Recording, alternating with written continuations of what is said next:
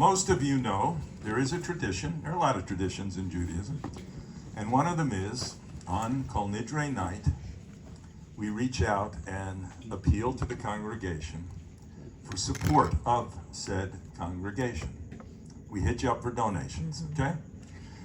It's a kind of a thankless job to do, but we are so lucky because we have someone who is so warm, so articulate, so funny, so willing, so kind, so conscientious. I'm buttering him up for a donation first. No, truly, we are blessed to have Lennie Felder in the congregation.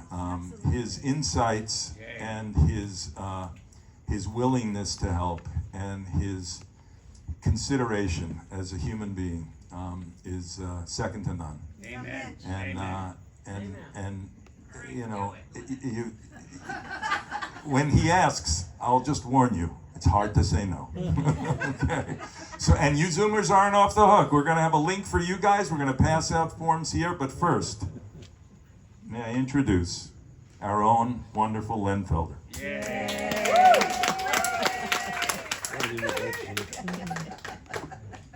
Testing 1, 2, 3. Slide it on. There you go. Testing 1, 2, 3. Thank you, Gary. I'm fully embarrassed. Thank you for those kind words. So I'll try to be brief, and I just want to do this tradition. You know, when Gary asked, I said no, and Gary asked the second time, and I said okay. So I think it was the fourth time, but yes, okay. So I decided I want to do it a little bit differently. And what I would do, I want to talk about what I feel about this congregation. Both people who have been members for a long time, short time, people who are coming here for the first time. I just tell you, when I was growing up in Detroit, this is Michigan, it's shaped like a mitten. That's Detroit, that's Lansing, where my sister lives. In Michigan, there were lots of temples. There were lots of shuls. There were lots of people. You know, in Detroit, there were 90,000 Jews. And what we didn't have is anything like Ahavat Torah. At my grandfather's shul, I would sit next to him and I'd play with the fringes of his prayer shawl. And I loved my grandfather. But I couldn't stand the services. The services were totally inaccessible. I'd gone to Hebrew school, but I couldn't keep up with the pace. There was nothing in English. They never told you what page he was on. And there was a patriarchy where the congregation all worshipped the cantor and the rabbi. Cantors and rabbis are wonderful people. But the idea that the cantor and the rabbi is doing Jewish for us was the way it was in those days. They would kvel and they would shuckle and they would do all this stuff, and the rabbi and the cantor were responsible for everything that happened, and the rest of us were passive onlookers.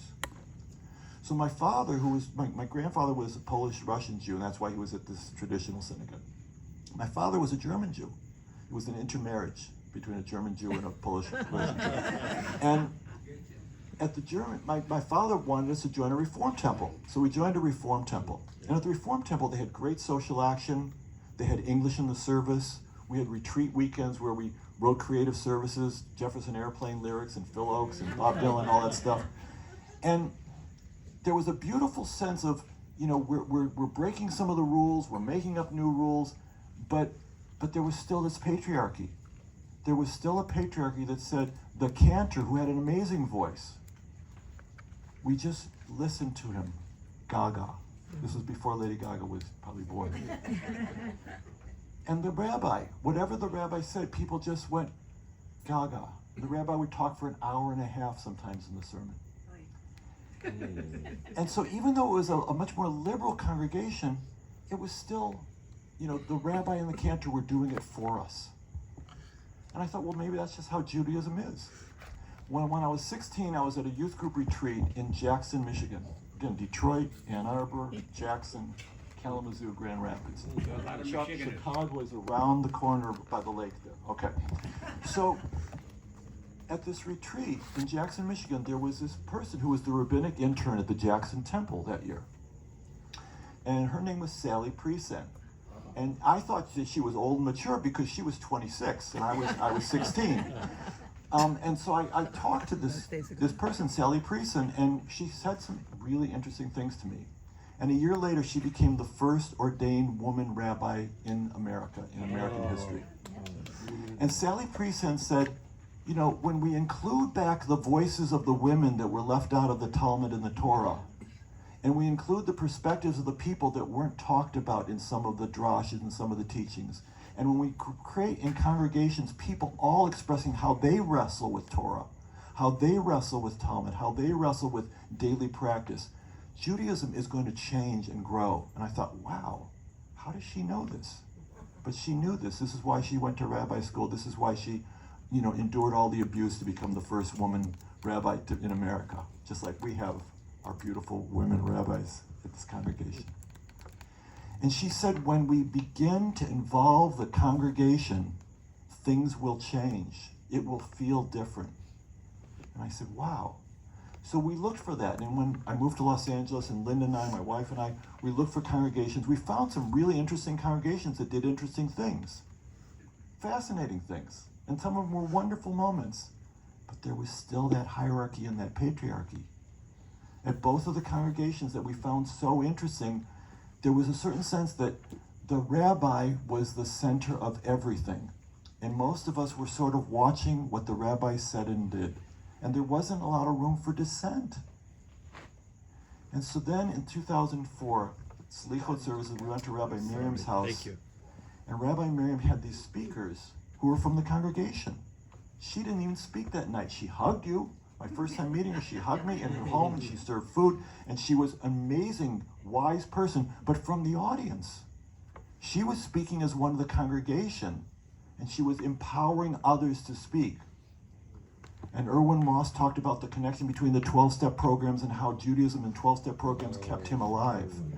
And Don Dubin talked about how some of the traditional teachings that he had been learning and the liberal teachings that he'd been learning, he puts them together. And 5 other people talked, and there were women who were outspoken and brilliant. And I thought, this is a congregation that comes from the bottom, from the middle, and builds. And the rabbi empowers. The rabbi supports this type of creativity, and all of us get to wrestle. And people disagree with each other with respect. They disagree with each other with love. And they say, wow, I never thought of it that way. Let me think about that. Let me consider, let me chew on that. So the congregation always has had the sense that we're creating a Judaism that respects tradition, that builds on tradition, that builds on Talmud and Torah, but brings in the voices that were left out. So when we had to figure out what to do about the prayer book, what kind of prayer book should we use? Well, some people said we're going to use the Reformed prayer book. Some people said the Conservative prayer book. Some people said the Orthodox prayer book. Someone even bought copies of the Orthodox prayer book, passed them around. And then we had a meeting and we figured out from the congregation, maybe we'll write our own prayer book. Maybe we'll put in the parentheses and in the sidebars who disagrees with that prayer, who can't stand that word, who likes to say it a different way. When you look at our prayer book, if you come to Shabbat services, you'll see there's a ton of sidebars. If a word doesn't make sense to you, look at the sidebar. It might make sense then. When we were figuring out social action programs, we have tons of great social action repairing the world programs. They don't come from our denomination saying at an office in New York, this is what we're going to focus on and donate our money to this year. Or if it's the reconstruction is from Pennsylvania, this is what we're going to do this year. In our congregation, people get passionate about something. They get passionate about a school in Santa Monica or Venice where the kids can't afford school supplies. So we get involved, and we got involved with them. We got involved in preventing genocides around the world, Jewish World Watch. A little congregation is hugely powerful in the way we present ourselves in Jewish World Watch. We're at every event, we're outspoken, we're involved in it.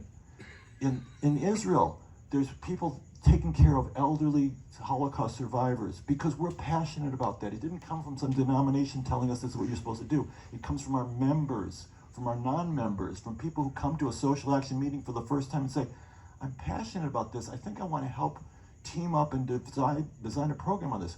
That's what we do. And we're still doing it. At Salichot 2 weeks ago, Rabbi Michal passed around these note cards so that we could look at the 13 attributes, the things, you know, Adonai, Adonai, El Rahu, Mechanun. We've said those, but she wanted to make it real and come alive. So Rabbi Michal passed out these note cards with the words. And she asked everybody, comment on which word you agree with, disagree with, like, don't like, how. And the first person who got the first note card and was going to have to be the first person to speak, she turned to me, I was sitting next to her, and she said, I don't like this word. I don't agree with this word. Can I stand up and say that I'm not comfortable with this? It's different from my way of viewing the universe and God and how the flow works. I said, Rabbi Michal just said you can say that. So she did. She got up and she spoke from the heart. And she spoke her truth. And she voiced her passion. And it opened up the gates. And so all sorts of people started saying all sorts of really interesting wrestlings with these things. There were people who'd never been to a service before, had never been to Slichot before, and never been in our congregation before. There's one woman stand up, she said, I have never stood up and been this vulnerable and this real and this honest in front of a group of strangers. But tonight I'm going to do it because it looks like that's what you do here. And she spoke from her heart about her wrestlings with Judaism. So my question to you tonight on Yom Kippur, as we look into this new year, is do you want to vote for letting this congregation, which is about the members empowered by the rabbis whom we respect and we partner with, do you want to let this congregation dwindle, or do you want to give it a good new year? And a good new year means we're going to need money. We're going to need money so we don't burn out all of our people setting up and taking down for all of our events. We've got all these social events and ways that we get together in salons and parties and Havdalah at the beach. But we're burning people out if we can't afford to have someone help us, someone that we pay respectfully and treat respectfully, but we need some money for that. We need some money for a space where we're going to be able to afford the rent in our space. Rent's basic concept. There's other things that we need money for. The social action projects, some of them need money. So the money that you give tonight, or on Tuesday, if you don't want to do it on Yom Kippur, the money is about keeping this kind of Judaism alive. The Judaism that says, what's in your heart? What's your passion? What do you want to bring forward as the living, constantly evolving Judaism? If the creative force, is constantly changing, we can also keep constantly changing. But we do it with respect for tradition, respect for one another, respect for our disagreements. So here's the logistics. Well, first of all, just one thing. There's one more thing I love about this congregation, which is even though the cantor and Kimberly and Gary and the other musicians, they're incredibly talented with incredible voices, but they're not dominating. They are constantly encouraging us to sing. They constantly bring in songs that are fascinating. They're non-traditional songs that are from pop culture, and they're constantly getting us to sing along. My keyboard almost fell off. And our congregation says whether you can carry a tune or you can't carry a tune, sing. Sing with passion. Breathe. Let the life force come through you with the singing. And so our congregation always encourages people, sing. Don't be shy. So I want to just express one more sentence about my feelings about this congregation, and I'm going to sing. It's embarrassing, almost as embarrassing as the introduction. Otis Redding, one of my favorite singers, some of you have heard me sing this before, wrote this song, and I'm going to sing it. It's about Ahavat Torah. I'm just going to sing one line. I've been loving you too long to stop now. That's Otis Redding. First time in history that Otis Redding has been sung at a Yom Kippur culinary service, as far as I know. Now, the logistics are, the people on Zoom have it easier, okay? Because they can just go to the chat box at the bottom of your screen, push chat, and on the right-hand side, there's going to be this link. You can put your credit card in to that link. Chat, right-hand link, credit card in. And then the people who are here, we're going to have people start now to pass out 2 sheets of paper that have an envelope and a pencil. Sheet number 1 says, please fill this out, fold it, and give it back to someone tonight. So if you've got a checkbook or credit card number and you want to do it tonight, you just fill it out, you do it tonight. Or you can do a pledge and mail it in. And that's it. You can do it on Tuesday, because you're probably not going to be going to the post office tomorrow. You're going to be at services. So, And I hate to kill your role, but the way this is designed is the first one is the pledge. We're not asking anyone to write a check tonight. So that first card, that you write down your pledge on that first piece of paper, fold it, and pass it back to the people in the aisle. Keep the second piece of paper, and that's the one you mail back with the money you have pledged in the envelope that is provided. So this I'm going to have to tear up. This was my check. Oh, wow, what an overachiever, he brought a check. So what I want to say about what you're going to do in the link or on this piece of paper is that you probably have a certain number that you usually give for your donations. What I'm asking for this year, this is a congregation that wants to survive after COVID when the whole world is cutting back. Congregations are cutting back on their cantors, they're stopping to pay some of their cantors. Congregations are merging. University Synagogue got eaten up by Wilshire Boulevard Synagogue.